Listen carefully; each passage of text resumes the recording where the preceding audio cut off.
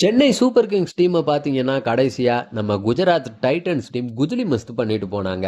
அதாவது நைட்டு படுத்தா தூக்கம் கூட வரல. அந்த மேட்சை நினைச்சு நினைச்சு நினைச்சு நினைச்சு மூளைலாம் குழம்பி போயிடுச்சு. என்னங்கடா இப்படி விளையாடுறீங்களேன்ட்டு. அதாவது பிளேயர்ஸ் எல்லாம் எந்த அளவுக்கு குத்தம் சொல்றோமோ அதே அளவுக்கு கோச்சையும் பார்த்தீங்கன்னா குத்தம் சொல்லிதாங்க ஆகணும். ஃபிளம்மிங் பெரிய பெரிய டாக்டிக்கல் பிளண்டர்லாம் பண்ணிக்கிட்டு இருக்காரு. அதை பத்தி மேனேஜ்மெண்ட் ஏதாச்சும் ஃபிளம்மிங் கிட்ட கேட்பாங்களா இல்லையான்றது தெரியல. அதாவது ஒரு சில மேட்ச்ல அந்த டாக்டிக்கல் பிளண்டர் பண்ணுனா பரவாயில்ல, மேட்சுக்கு மேட்ச் அந்த ஆளு பெரிய பெரிய தப்பெல்லாம் பண்ணிக்கிட்டு தான் இருக்கான்.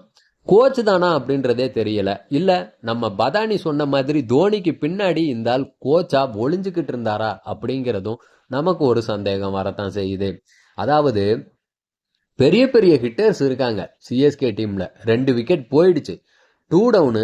டெவால்டு பிரீவிஸ் இருக்காரு, சிவம் டூபே இருக்காரு, ஜேமி ஓவர்டன் இருக்காரு, கார்த்திக் சர்மா இருக்காரு. அது போக நம்ம அகில் ஹுசைனால பேட்டிங் ஆட முடியும், அன்சுல் கம்போஜாலையும் டீசெண்டா ஆட முடியும்.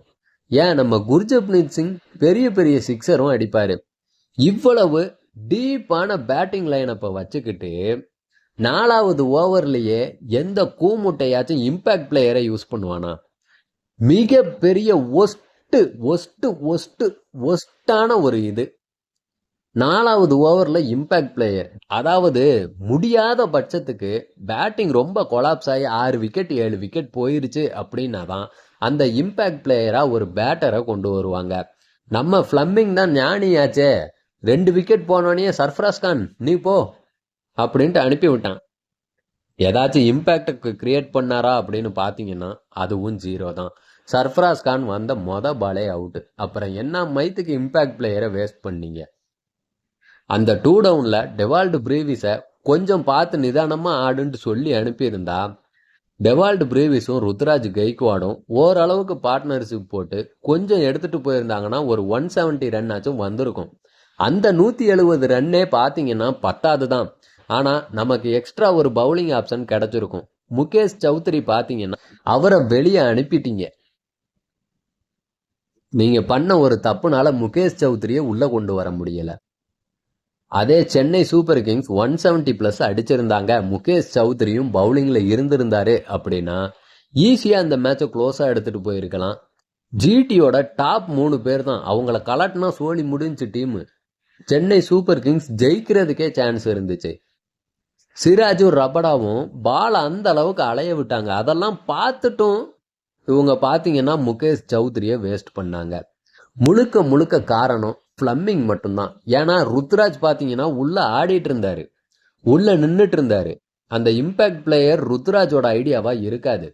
ருத்ராஜே பார்த்துட்டு சாக்காயிருப்பாருன்னு தான் நினைக்கிறேன். என்னடா சர்ஃப்ராஸ் கான் வரானே அப்படின்ட்டு. ஃபிளம்மிங் ரொம்பவே ஒஸ்ட் பெர்ஃபார்மன்ஸ். இதை பத்தி என்ன சொல்றதுன்ட்டு தெரியல. மேனேஜ்மெண்ட் ஃபிளம்மிங் கிட்ட கண்டிப்பா பேசுங்க. இல்ல கேப்டன் நீங்களாச்சும் பேசுங்க ஃபிளம்மிங் கிட்ட. நீங்களும் சேர்ந்து முடிவெடுங்க. முழுக்க முழுக்க ஃபிளம்மிங் கையில கொடுக்காதீங்க. அந்த ஆள் ஒண்ணுமே பண்றது இல்ல. பெரிய பெரிய டாக்டிக்கல்லாம் பண்றேன் அப்படின்ட்டு பெரிய பெரிய பிளண்டரை பண்ணிக்கிட்டு இருக்காரு. அகில் ஹுசைன் பாத்தீங்கன்னா ஃபர்ஸ்ட் 2 மேட்ச்ல சூப்பரா பவுலிங் போட்டாரு. ஆனா எஸ்ஆர்எச் கூட என்ன பண்ணான் ஃபிளம்மிங்கு? லெஃப்ட் ஹேண்டர்ஸ்க்கு லெஃப்ட் ஹேண்ட் பவுலிங் போட முடியாது அப்படின்ற ஒரு ரீசன்னால மேத்யூ சாட்டை உள்ள கொண்டு வந்தான். சரி, மேத்யூ சாட்டை கொண்டு வந்தானே, அகில் ஹுசைன் என்ன 2 டவுனா ஆடுவாரு? அகில் ஹுசைனுக்கு பதிலாக தான் மேத்யூ சாட்டை உள்ள கொண்டு வந்தாங்க. அகில் ஹுசைன் நம்பர் 8 நம்பர் 9ல பேட்டிங் ஆடுவாரு. அப்ப நீங்க மேத்யூ சாட்டை பவுலிங்காக தான் உள்ள கொண்டு வந்திருந்தீங்க அப்படின்னா பேட்டிங்ல நம்பர் 9ல ஆடி இருக்கணும் மேத்யூ சாட். அவரை 2 டவுன் அனுப்பி டெவால்டு பிரீவிஸையும் சிவம் டூபேவையும் கீழே தள்ளி மிகப்பெரிய ஒரு பிளண்டரை பண்ணி எஸ்ஆர்எச் டீம் கூட கையில இருந்த மேட்சை கோட்டை விட்டீங்க. அந்த மேட்ச் தோக்குறதுக்கும் காரணம் நம்ம ஃபிளம்மிங் தான். இப்படி நிறைய டாக்டிக்கல் பிளண்டர் பண்ணிக்கிட்டே தான் இருக்காரு. பிளேயர்ஸும் ஓரளவுக்கு நல்லா விளையாடி தான் ஆகணும். ஆனா அந்த பிளேயர்ஸை விளையாட வைக்கிறது கோச்சோட கையில தான் இருக்கு. கோச்சே இங்க தூங்கிக்கிட்டு இருந்தா பிளேயர்ஸ் என்ன பண்ணுவாங்க? ஃபிளம்மிங்கை பற்றி மறுபரிசீலனை பண்ணுங்க. ஃபிளம்மிங் தான் நமக்கு கோச்சா வேணுமா அப்படின்றத சிஎஸ்கே மேனேஜ்மெண்ட் கொஞ்சம் யோசிங்க.